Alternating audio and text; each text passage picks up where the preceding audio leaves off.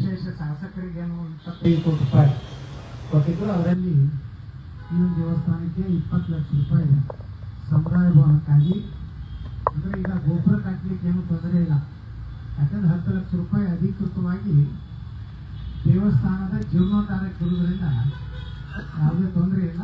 ನಾವೆಲ್ಲ ಇಲ್ಲಿ ಹಿರಿಯರು ಮತ್ತು ಇಲ್ಲಿ ಯಾರು ಅದನ್ನು ನಿರ್ವಹಣೆ ಮಾಡ್ತೀವಿ ಅವರೆಲ್ಲ ಕೊಟ್ಟು ಒಂದು ಒಳ್ಳೆಯ ಏನು ಶಿಲ್ಪಕಾರಿಗೆ ಕೊಟ್ಟು ಸುಂದರವಾದಂಥ ಒಂದು ಗೋಪುರವನ್ನು ನಿರ್ಮಾಣ ಮಾಡಬೇಕಂತೇಳಿ ಅವರಲ್ಲಿ ಕೇಳ್ಕೊಳ್ತಾರೆ. ಈ 20 ಲಕ್ಷದಲ್ಲಿ ಇದು ಎಷ್ಟು ಜಾಗ ಎನ್ಕ್ರೋಚ್ ಏನು ನಾಳೆ ಇವತ್ತಿನ ನಾಳೆ ಇದು ಜಾಗ ನಾವು ಸ್ವಾಧೀನ ಮಾಡ್ಕೋತೀವಿ. 32 ಕೋಟಿ ರೂಪಾಯಿ ಈಗಾಗಲೇ ಮೊನ್ನೆ ನಮ್ಮ ಸುಮಿತ್ರ ಬಾಗಲಕೋಟೆ ಮುಖ್ಯಮಂತ್ರಿಗಳು ಬಂದಾಗ ನಾನು 2 ಬೇಡಿಕೆಯನ್ನು ಇಟ್ಟಿದ್ದೆ. ಒಂದು, ಈಗಿರುವಂಥ ಎಲ್ಲ ನಮ್ಮ ಭೂ ಮಾಲೀಕರಿಗೆ ಇವಕ್ಕೆ ಪರಿಹಾರ ಕೊಡಬೇಕು. ಅವ್ರಿಗೆ ಯಾವುದೇ ರೀತಿ ತೊಂದರೆ ಆಗದ ರೀತಿಯಲ್ಲಿ ಆ ಪರಿಹಾರವನ್ನು ವಿತರಣೆ ಮಾಡಿದ ಮೇಲೆ ನಾವು ಇಲ್ಲಿಯ ಏನೊಂದು ಇದು ಇದಕ್ಕೆ ತೆಗೆದು ಪೂರ್ತಿ ಏನು ನಮ್ಮ ಹೋಗೋದಲ್ಲ. ಅವ್ರ ಏನು ಕಾರಣ ಇತ್ತಂದ್ರೆ ಈ ಕಡೆ ಏನದಲ್ಲ ಮನೆಗೂ ಇವ್ರಿಗೆ ಪರಿಹಾರ ಕೊಟ್ಟು ಹೊರಗೆ ಹಾಕೋದು, ಅದನ್ನು ಉಳಿಸು. ಯಾಕಂದ್ರೆ ಅಲ್ಲಿ ಹೊರಗೆ ನಮಾಜ್ ಮಾಡಿ ಅದಕ್ಕೆ ಹೆಂಗು ಸಾಲಿಗೆ ಇದು ಆಗೋದಲ್ಲ ಹೋಗೋದಲ್ಲ, ಸುಮ್ಮನೆ ಏನಾದ್ರು ಜಗತ್ತು ಇರಬಾರ್ದು. ನಾವು ಆ ಕಡೆಗೆ ತೆಗೆಯೋರು, ಈ ಕಡೆ ಕಟ್ಟಿಸ್ಕೊಳ್ಬಾರ್ದು. ನಮ್ಮದು ವಿದ್ಯುತ್ ಐತಿ. ಯಾಕಂದ್ರೆ ಅದು ಸರ್ಕಾರದ ವಕಫ್ ಅಲ್ಲ. ಈಗೆಲ್ಲ ವಕಫ್ ಕಾನೂನೇ ಚೇಂಜ್ ಮಾಡಿದವ್ರು ನಾವು ಬಿಜಾಪುರದವ್ರು ಹೆಂಗಿದ್ವಿ ಅಂದ್ರೆ ಇಡೀ ದೇಶದ ಕಾನೂನು ಚೇಂಜ್ ಮಾಡೋರು ಯಾರಪ್ಪ ಅಂದ್ರೆ ವಕಫ್ ಬಿಟ್ಟು ಬಿಜಾಪುರದವ್ರು. ಅವತ್ತು ನಾವು ಹೋರಾಟ ಮಾಡಿರ್ಲಿಲ್ಲ ಅಂದ್ರೆ ಈ ಕಾನೂನು ಯಾರಿಗೂ ಗೊತ್ತಿರಲಿಲ್ಲ. ಭಾಳ ವಿಚಿತ್ರ ನಿಮ್ಗೆ ಅನ್ನಿಸ್ಬೋದು, ನಾವು ಸುಳ್ಳು ಹೇಳ್ಬೋದು ಅನ್ನಿಸ್ಬೋದು. ನಾವು ದಿಲ್ಲಿಗೆ ಹೋಗಿದ್ದೀವಲ್ಲ, ಒಂದು ಹೋಗ್ಬೋದು, ನಮ್ಮ ರಮೇಶ್ ಜಾರಕಿಹೊಳಿ ನಾವು ಕುಮಾರ್ ಬಂಗಾರಪ್ಪ ಎಲ್ಲರೂ ಅದರ ಕಮಿಟಿ ಅಧ್ಯಕ್ಷ ಬಂದಿದ್ರಲ್ಲ ಈ ಬಿಜಾಪುರಕ್ಕೆ, ಜಗದಾಂಬಿಕಾ ಪಾಲ್. ಅಲ್ಲಿ ಹೋದಾಗ ಮತ್ತು ಅವ್ರ ಜಾಯಿಂಟ್ ಸೆಕ್ರೆಟರಿ ಆ ಕಮಿಟಿ ಮೆಂಬರ್ ಮುಂದೆ ಇದನ್ನ ನಾವು ಓದಿಟ್ಟಿವಿ. ಅಂದ್ರೆ ನಮ್ಮ ದೇಶದ ಪರಿಸ್ಥಿತಿ ಹೆಂಗೈತಿ, ಈ ವಕಫ್ ಅಂದ್ರೆ ಎಷ್ಟು ಕರಾಳ ಐತಿ. ಯಾರು ಬೇಕಾದವ್ರ ಮನೆ, ಯಾವ ಬೇಕಾದವ್ರ ಗುಡಿ, ಅವರಿಗೆ ಇದು ವಕಫ ಕಲಿಸ್ಬಿಟ್ರೆ ಅಂತ ತಗುವಂತಹ ಒಂದು ಕೆಟ್ಟ ಕಾನೂನು ಇದ್ದಿದ್ದೇ ಗೊತ್ತಿರಲಿಲ್ಲ. ಅದನ್ನು ನಾವು ಕನ್ವಿನ್ಸ್ ಮಾಡಿದಾಗ ಅವಾಗ ಕೇಂದ್ರ ಸರ್ಕಾರ ಬಹಳ ಗಂಭೀರವಾಗಿ ತಗೊಂಡು ಇವತ್ತು ನರೇಂದ್ರ ಮೋದಿಯವರು ಆ ತಿದ್ದುಪಡಿ ಮಾಡೋದ್ರ ಹೇಳಿ ಇವತ್ತು ಹಾಹಾಕಾರ ಕಡಿಮೆ ಆಗೈತಿ. ಯಾಕಂದ್ರೆ ದಿನ ನಮ್ಮ ದೇಶನಾಗ ಎಲ್ಲಿ ನೋಡಿ, ತಮಿಳುನಾಡಿನಾಗ ಒಂದು ಉದಾಹರಣೆ ಹೇಳ್ತೀನಿ. 1,500 ವರ್ಷದಿಂದ ಕಟ್ಟಿದಂಥ ಒಂದು ದೇವಸ್ಥಾನ, ಆ ಗುಡಿ ಹಿಡಿದು ಇಡೀ ಊರೇ ವಕಫ್ ಮಾಡಿತ್ತು. ಇಲ್ಲೇ ಪಡಗಾನೂರ್ನಾಗ ನಮ್ಮ ಚಾಲುಕ್ಯರು ಬದಾಮಿ ಚಾಲುಕ್ಯ ಕಾಲದಲ್ಲಿರುವಂಥ ಈಶ್ವರನ ದೇವಸ್ಥಾನ ಇಡೀ ಪಡಗಾನೂರೇ ವಕಫ್. ಅಂತ ಕಾನೂನಿನ ವಿರುದ್ಧ ಹೋರಾಟ ಮಾಡಿ ನಾವು ಗೆದ್ದಂಥವ್ರು. ಇದೇನು ವಾಟರ್ ಏನು ಟ್ಯಾಂಕ್ ಇದೆ, ಇದೇನು ಭಾಳ ದೊಡ್ಡದಲ್ಲ. ನಮ್ಮ ಶಿವರುದ್ರ ಹೇಳೋದಂಗೆ ಈ ಸರ್ಕಾರ ಬಂದಾಗ ಸ್ವಲ್ಪ ಭಾಳ ಗುಂಡಾಗತ್ತಿದ್ರು. ಈ ನಮ್ಮದೇ ಸರ್ಕಾರ ಐತಿ, ನಮ್ಮದೇ ಸರ್ಕಾರ ಐತಿ, ಏಕಾಕರೆಗ ಓಟ್ ಯಾಕರೆಗತ್ತೆ 6 ತಿಂಗಳು ಮಾತ್ರ ಜೋರು ಇತ್ತವ್ರು. ಮತ್ತೆ ಅಟೋಗಿಟ್ಟು ಜೋರು ಹೊಡಿಲಾಕತ್ತಿದ್ರು. 6 ತಿಂಗಳ ನಂತರ ಗೊತ್ತಾಯ್ತು ಈಗ ಯಾವ ಪಾರ್ಟಿಗೆ ಇದ್ದು ಹಿಂದೆ ನಡೀತಪ್ಪ ಅಂತೇಳಿ ಸುಮ್ಮನಾಗಿತ್ತು. ಯಾಕಂದ್ರೆ ಮೊನ್ನೆ ನೋಡ್ರಲ್ಲ ಸಿದ್ದರಾಮಯ್ಯವ್ರು ಬಂದಾಗ ಅವರೇ ಸಿದ್ದರಾಮಯ್ಯವ್ರಿಗೆ ಗಾಬರಾದ್ರು. ಮಂದಿರ ಕೂಡಿಸೋದ್ರು ನಮ್ಮ ಕಾಂಗ್ರೆಸ್ ಎಮ್ ಎಲ್ ಎಗಳು. ಇವರೆಲ್ಲ ಬಸವನಗೌಡ ಬಂದ್ರೆ ಚಪ್ಪಾಳಿ ಸೀಟಿ ಹೊಡಿತಾರ. ನಮ್ಮ ಕಾಂಗ್ರೆಸ್ ಎಮ್ ಎಲ್ ಎ ಮಂತ್ರಿಗಳು ಎದ್ದು ನಿಂತರು ಯಾರು ಸೀಟಿ ಹೊಡೆಯೋದ್ರಿಂದ ಚಪ್ಪಾಳಿ ಹೊಡೆಯಲ್ಲ. ಅದಕ್ಕೆ ಅವ್ರು ಸಿದ್ದರಾಮಯ್ಯ ಭಾಳ ಮುಖ್ಯಂತರ ಏನಾದ್ರು ಯತ್ನಾಳ್ ಭಾಗವರು, ನಾನು ಭಾಗವರು, ನಾನು ಭಾಗವರು, ಯತ್ನಾಳ್ ಭಾಗವರು. ಯಾಕೆ ಅನ್ಯಾಯ ಮಾಡಿ ಹೆಂಗಾಯ್ತಿತ್ತು ಅದೇನಂತಂದ್ರೆ ನಮ್ಮ ಹಿಂದಿ ಒಳಗೆ ದುನಿಯಾ ಜುಕ್ತಿ ಹೇ ದುಕಾನೆ ವಾಲೆ ಚಾಯಿ ಅಂತ. ಹಂಗ ಬಿಜಾಪುರ ಅಂತದ್ದು ಈಗ ನೀವೆಲ್ಲ ಬೆಂಗಳೂರು ಮೈಸೂರು ಎಕಡೆ ಏನು ಹೋದ್ರಿ ಅಷ್ಟೊಂದಲ್ಲಿ ಹೊಂಟ್ರಂದ್ರೆ ಯಾವ ಊರು ಅಂತ ಕೇಳಿಸ್ಕೊಂಡ ಬಿಜಾಪುರ ಅಂದ್ರೆ ಏನು ಕೇಳ್ತಾರ, ಗೋಲ್ಗುಮಠ ಕೇಳ್ತಾರ, ಯಾರು ಯತ್ನಾಳ್ ಊರು ಅಂತ ಕೇಳ್ತಾರ. ಇದು ಕಾಮನ್ ಬೆಂಗಳೂರಿನಾಗ. ನಾವು ಅಡ್ಡಾಡ್ತಿದ್ದ ಕಾರಣಗಳು ನಾನು ನೋಡ್ಕೊಂಡೆ ಆಟೋದವರು ಸರ್ ನಿಮ್ಮಂತರ ಸರ್ ಮುಖ್ಯಮಂತ್ರಿ ಆಗಬೇಕು ಸರ್ ಕೇಳ್ತಾರೆ. ಅಂದ್ರೆ ಅಷ್ಟು ಪ್ರೀತಿ ವಿಶ್ವಾಸ ನೀವೆಲ್ಲ ಕೊಟ್ಟಿರಿ. ಇವತ್ತ ಈಗಾಗಲೇ ಸುರಿದ್ರಂದಂಗೆ 30 ಲಕ್ಷ ಹಾಕಿದ್ದೀವಿ. ಮುಂದಿನ ಫಂಡ್ನಾಗ ನಮ್ಮ ಸಂಘದಲ್ಲಿನ ದೇವಸ್ಥಾನಕ್ಕೂ ಮತ್ತೆ 25 ಲಕ್ಷ ರೂಪಾಯಿ ಮುಂದಿನ ಫಂಡ್ ಹಾಕಿದ್ದೀವಿ. ಅಲ್ಲಿಂದ ಅಲ್ಲಿ ನಮ್ಮ ಶಿವಾಜಿ ಮಹಾರಾಜರ ಕೆಲವೊಂದು ಸಣ್ಣ ದೇವಸ್ಥಾನ ಇತ್ತು, ಅದಕ್ಕೂ 10 ಲಕ್ಷ ರೂಪಾಯಿ ಹಾಕಿದ್ದೀವಿ. ಮತ್ತೆ ಯಾವಾಗ ಹರಳಿ ಸಮಾಜ ಹಾಕಿದ್ದೀವಿ, ಜೋಗಿ ಸಮಾಜದ ಅದು ಆಗೈತೆ. ಇದು ರೊಕ್ಕ ತಗೊಂಡಿರ್ಬೇಕು ಅವರು. ಸಮಾಜದಿಂದ ಇದು ಒಂದು ತೋರ್ ಕರ್ಕಯ್ಯ ಸಮಾಜದ್ದು, ಅದಕ್ಕೆ ಇನ್ನೂ ಯಾವ ಉಳಿದಾವು ಈಗ ಮತ್ತೆ ಫಂಡ್ ಬಂದದ. ಯಾರಿಗೆ ಹೇಳಕ್ ಹೋಗ್ಬಾರ್ದು, ಮತ್ತೆ ಫಂಡ್ ತರ್ಲಾಕತ್ತೀವಿ, ಮತ್ತೆ ದಾರಿಗಳು ಕಾಂಗ್ರೆಸ್ ಬಿಡ್ತಾರೆ, ಮತ್ತೆ ಗ್ರಾಮ ಇಬ್ಬರು ಹೋಗ್ತಾರೆ ಕಂಪ್ಲೇಂಟ್ ಮಾಡಕ್ಕೆ. ಅವಾಗ ಮತ್ತೊಂದು 3,25,00,000 ಎಲ್ಲ ತಯಾರು ಮಾಡೀವಿ. ಎಲ್ಲ ಗುಡಿಗಳು ಕಾಗದ ಪತ್ರ ಕರೆಕ್ಟ್ ಅದಾವಲ್ಲ, ಅವು ನೀವು ಕೊಟ್ರಂದ್ರೆ ಅವಕ್ಕೂ 25-50 ಲಕ್ಷ ರೂಪಾಯಿ ಕೊಡ್ತೀನಿ ಅಂತ ಹೇಳಿ ಇವತ್ತ ಏನು ಈ ಒಂದು ಕಾರ್ಯಕ್ರಮ ಆಗಿದೆ. 1 ಕೋಟಿ ರೂಪಾಯಿ 9 ಲಕ್ಷ ಆಗಿತ್ತು, 10 ಲಕ್ಷ ನಿನ್ನೆ ಬಂದು ಜಮಾ ಆಗಿತ್ತು. 10 ಲಕ್ಷ ರೂಪಾಯಿ ಅಕೌಂಟಿಗೆ ಜಮಾ ಆಗೈತಿ. ನೀವು ಬಸವಣ್ಣ ಗುಡಿ ಒಳಗೆ ನಮ್ಮ ಗ್ರಾಮಪುರಾಗ ಐತಲ್ಲ, ಅದಕ್ಕೆ ಅದನ್ನು ಮುಂದಿನ ದಿವಸ ಇನ್ನ ಭಾಳ ಅಲ್ಲೇ ನಮ್ಮ ಅಲ್ಲೊಂದು 20 ಲಕ್ಷ ಕೊಟ್ಟಿದ್ದೆ.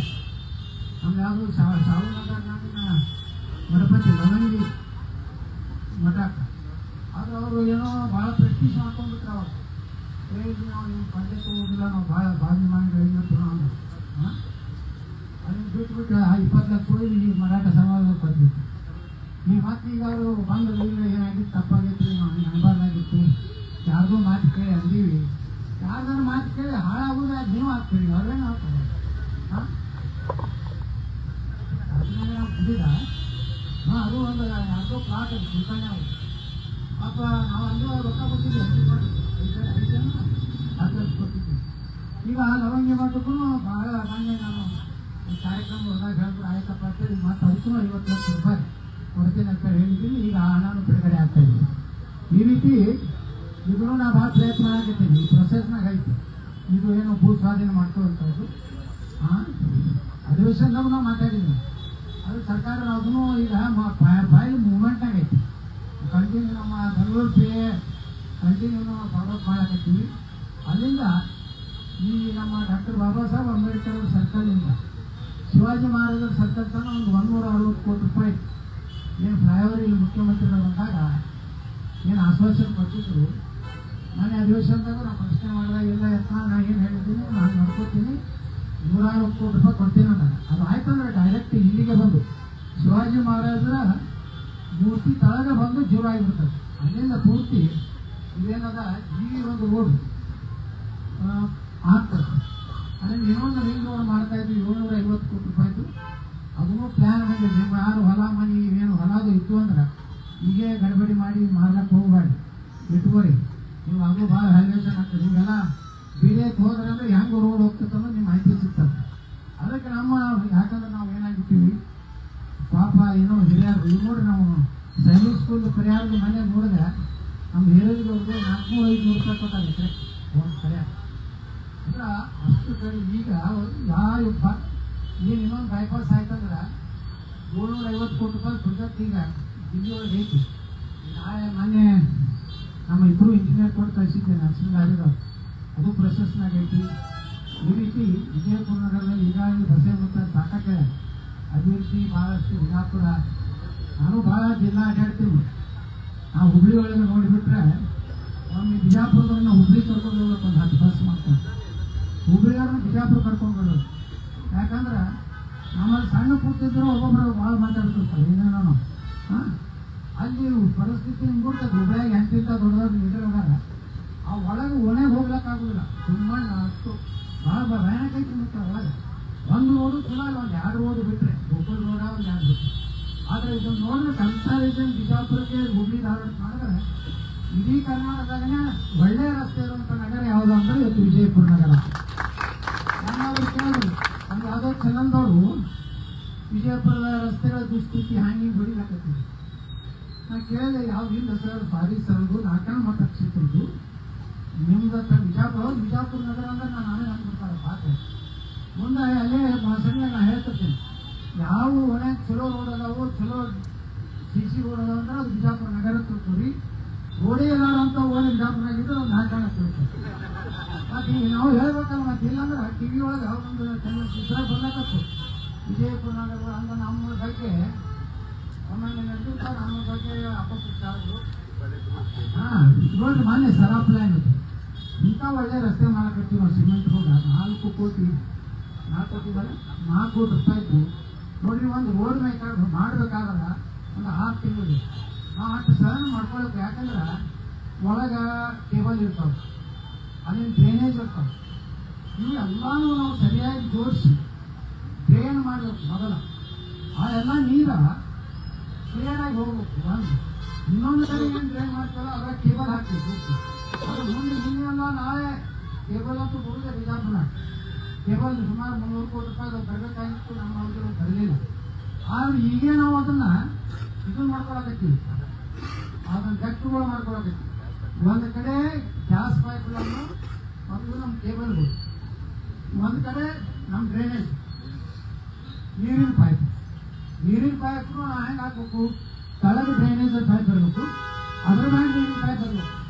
ಒಂದೊಂದು ಕಡೆ ಏನು ಮಾಡ್ಬಿಡ್ತಾರ, ಡ್ರೈನೇಜ್ ಪೈಪ್ ಮ್ಯಾಗ ತಳಗೆ ನೀರಿನ ಅದು ಲೀಕೇಜ್ ಆಯ್ತಂದ್ರೆ ಆ ನೀರಿನ ಸೇರಿ ನಾವು ಮನೆಯಾಗ ವಾಸ ಬರ್ಲಾಕತ್ತೈತ್ರಿ, ಅದು ಕಂಪ್ಲೀಟ್. ಅದಕ್ಕೆ ನಾವು ಎಲ್ಲ ಏನು ಪ್ಲ್ಯಾನ್ ಮಾಡಿವಿ, ಫಸ್ಟ್ ತಳಗೆ ಡ್ರೈನೇಜ್, ಅದ್ರ ಮೇಲೆ ನೀರಿನ ಲೀಕ್ ಆಯ್ತಂದ್ರೆ ಅದ್ರ ತಳಗೆ ಬೀಳಲಾಗ್ತದೆ.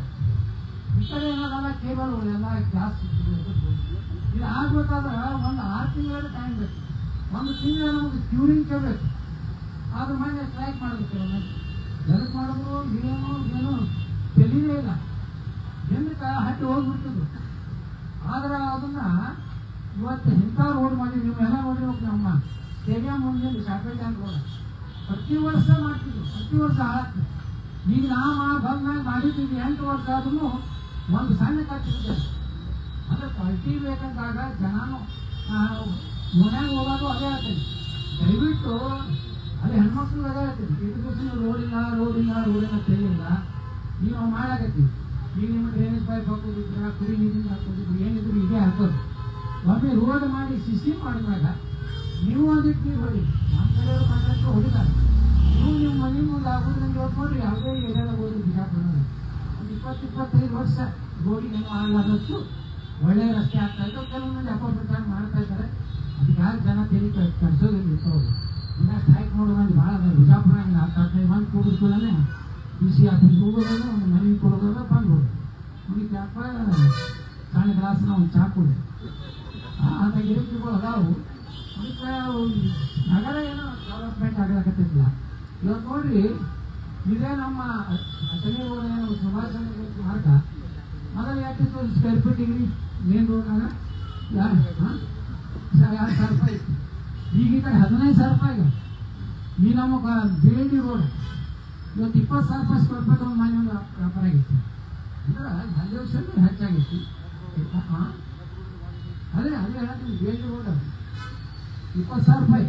ಅಂದ್ರೆ ಇಲ್ಲಿ ನಾವು ಸಿಗೋದು ಹೇಳ್ದಂಗೆ ಇದು ನಾವು ಏನು ಸೆಟಲೈಟ್ ಬಸ್ ಸ್ಟ್ಯಾಂಡ್ ಮಾಡಿದ್ರಿಂದ ಇಲ್ಲೆಲ್ಲ ನಮ್ಮ ಜನರಿಗೆ ಅನುಕೂಲ ಆಯ್ತಲ್ಲ. ನಾಳೆ ಮಾಸ್ಟರ್ ಪ್ಲಾನ್ ಇದೂ ಹೋಯ್ತಕ್ಕಂಥದ್ದು.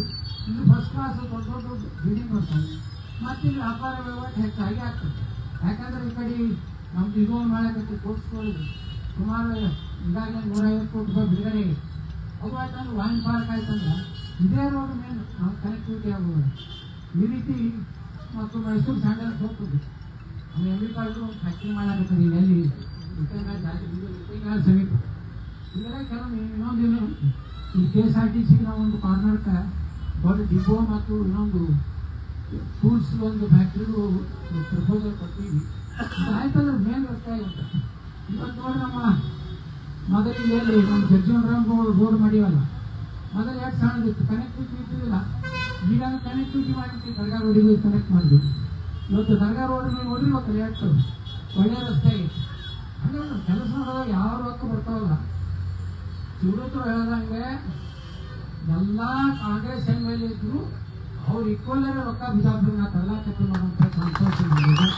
ಅದಕ್ಕೆ ನೀವೆಲ್ಲರೂ ವಿಶ್ವಾಸ ತಿಳಿದಿರಿ. ಎಲ್ಲ ದೇವಸ್ಥಾನ ಬಿಜಾಪುರ ಎಲ್ಲ ದೇವಸ್ಥಾನಗಳ ಜನ್ಮತಾರಿ 2 ವರ್ಷದಾಗ ಒಂದು ದೇವ್ರ ಗುಡಿದು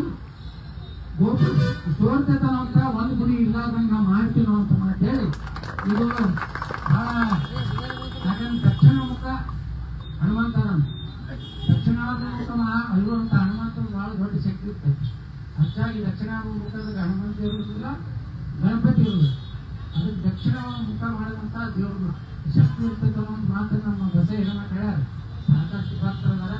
ನಿಮಗೂ ಎಲ್ಲ ಒಳ್ಳೆಯದಾಗಲಿ, ನನಗೂ 2028 ಒಳ್ಳೆಯದಾಗಲಿ.